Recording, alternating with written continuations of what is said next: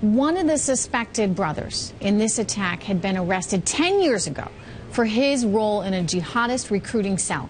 Given that, General, how is it that these brothers could plan an attack like this undetected?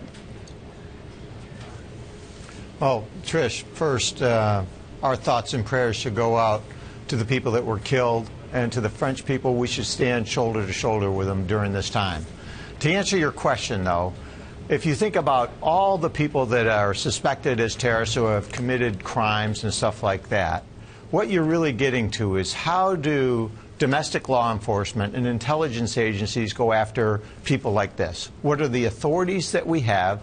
How do we use those authorities? What do the French domestic law enforcement and intelligence agencies have, and how do they do that?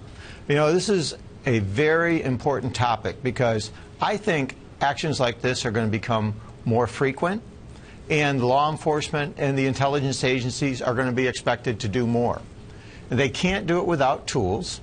We have to come up with a reasonable way to do it, and I think the question that you're asking is the heart of what we're going to do in the future to actually stop terrorist acts like this, and whether it's domestic, whether this was homegrown, or if this had some part from another set of actors around the world. We have to have tools. Intelligence agencies have to have tools like the recent issues that NSA went through. You know, you bring up some, obvious and simple points here. You need the tools.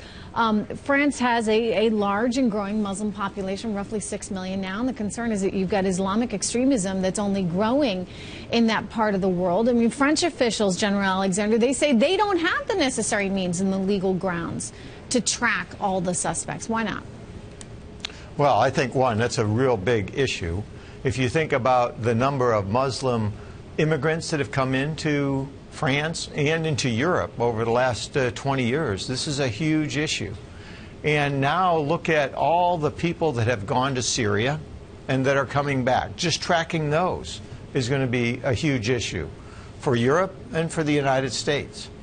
If you're going to ensure the security of people for just acts like this, that means you're going to have some way of surveilling that passes some logical framework. For us, it's does Congress, does the administration, does the courts agree? And now you can put on the center of that, do the American people agree? And I think we're going to have that same discussion with the European people. How do we do this? And, as we do that, this is an opportunity to set straight those types of capabilities that NSA has with what Europe will need. How do we do that? And more importantly, law enforcement and the intelligence communities cannot do this without help from the Internet service providers and other companies. Yet, in the past, they're the ones that have suffered the most for helping to protect us. So we've got to set up a framework that addresses both of those. The Internet service companies, they don't want to help the NSA in gathering intel. They feel as though that really is an infringement on everyone's rights, and that will hurt them as businesses if they're out there gathering information on behalf of the government, on their consumers and customers. Especially for global companies. And so what we have to set up in doing this is a framework that shows that what they're doing is exactly what not only our country, but other countries, both the governments and the people, want them to do. We're going to have to set up some kind of framework. It's interesting because you bring out in this some really good points, and that is, look at what the reviews that have been done on the NSA metadata program. If you think about it, that 215 program, when the President's Review Group looked at it, they found that NSA had been doing everything right. No one had done anything wrong, and everything had been reported. And that's where folks like Jeff Stone, who was an ACLU board member, actually stated that. So if we're doing everything right, where we don't have it right is transparency with the people, here and overseas. So how do we fix that? That's a tough issue. Because as soon as you start to tell the good guys how we're doing it, the bad guys know. This is something that we must debate, and I think we've got to get this resolved here in the United States and overseas.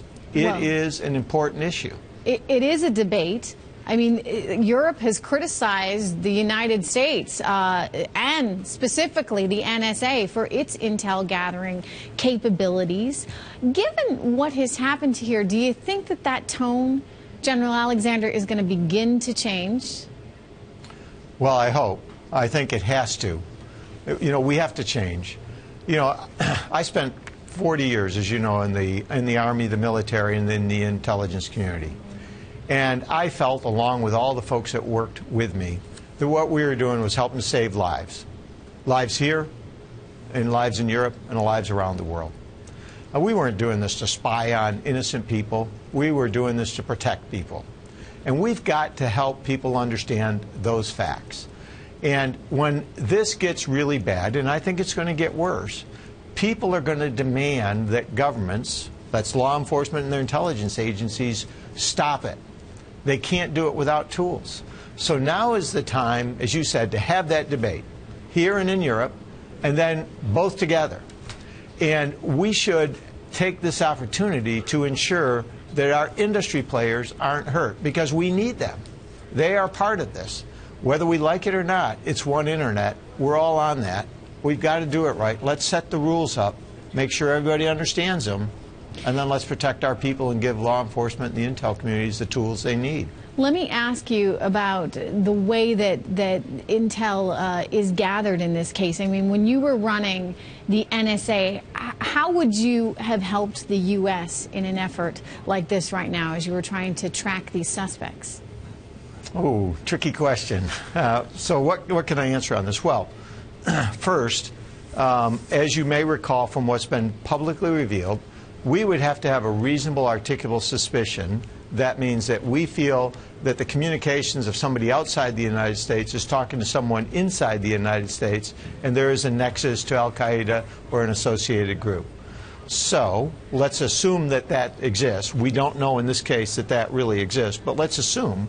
Then if it did, we would have seen a call like we did in 2009 in the Zazi going from, or an email going to somebody in Colorado.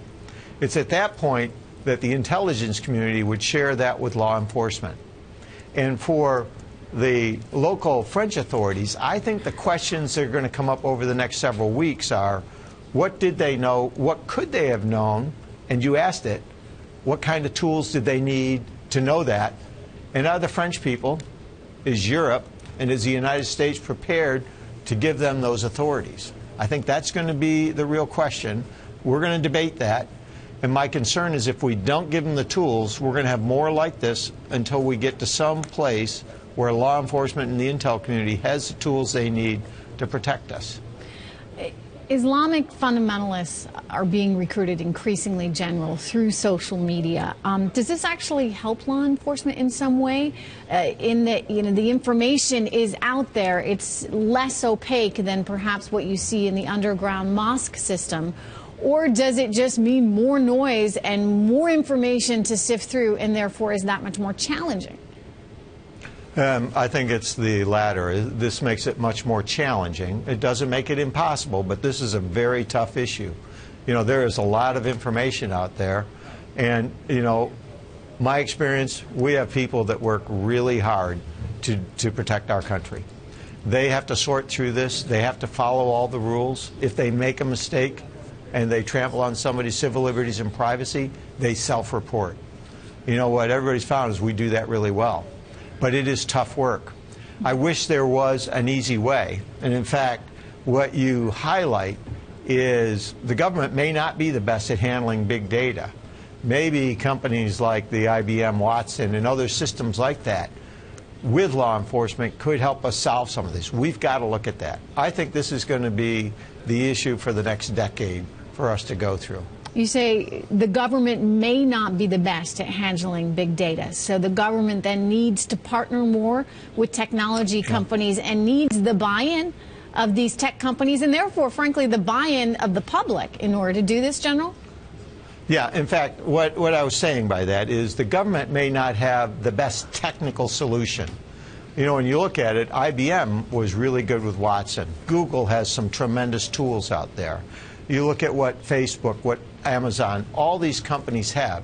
They have some tremendous tools. The real issue is, given this terrorist problem, domestic homegrown all the way to those that are inspired by Al-Qaeda in the Arabian Peninsula and others, how do you sort through the noise and find the bad guys without trampling over everybody's civil liberties and privacy? From my perspective, that's the kind of issues government and industry should be working together. And that's where industry can bring their technical capabilities and say, here are tools that we can use that actually helps protect civil liberties and privacy, yet it gives law enforcement and the intelligence community what they need. So, I think we need to do that. Before we go, I mean, what is your criticism then, would you say, of the tech industry? Have they not been forthcoming and willing enough to engage in this debate? No, I wouldn't criticize them. In fact, I would say, you know, looking at myself alone, you know, we didn't step into and support them good enough during the Snowden leaks. You know, they were doing what they were required by the courts. They did what our nation asked them to do. I wouldn't criticize them. I'd say, you know, what we can't do is now they're getting beat up by other countries. We need to stand by them. You know, we're going to stand by the French people and what's going on. And you know the greatest irony? We need these companies to help us stop future attacks. So from my perspective, we should turn this around. We should stop the blame game and start looking at what are the technical solutions and the tools these folks need and get on with it. Indeed. Let me ask you, how would you characterize these attacks, General, versus other bombings and suicide attacks that have been carried out by Islamic militants? Do you see these as different? Well, I think every attack has some differences. It's really hard to tell in this case, was it homegrown? What started this all? I think that's going to be something we're going to learn over the next several weeks. Did these two brothers get this, as you stated earlier, from social media? Was there a nexus to a terrorist group? I don't think anybody's seen either where we are on all that. That's stuff that I think French law enforcement and their intelligence community, and quite frankly, the U.S. and other intelligence communities will help ferret out. We've got to figure out what happened, how they became radicalized, what caused them to do this, and then step back and say, so what are we going to do to stop more of these? You know, this is what I think everybody's concerned about. Think of what happened in 2004 with the attack in the Netherlands where Van Gogh was killed. Now, if you fast forward, you know, I think there's great concern about the reaction by the French people on the Muslim community and what happens if there are more attacks. Yeah. And, you know, and I do think with what's going on in Syria and elsewhere, this is going to get worse.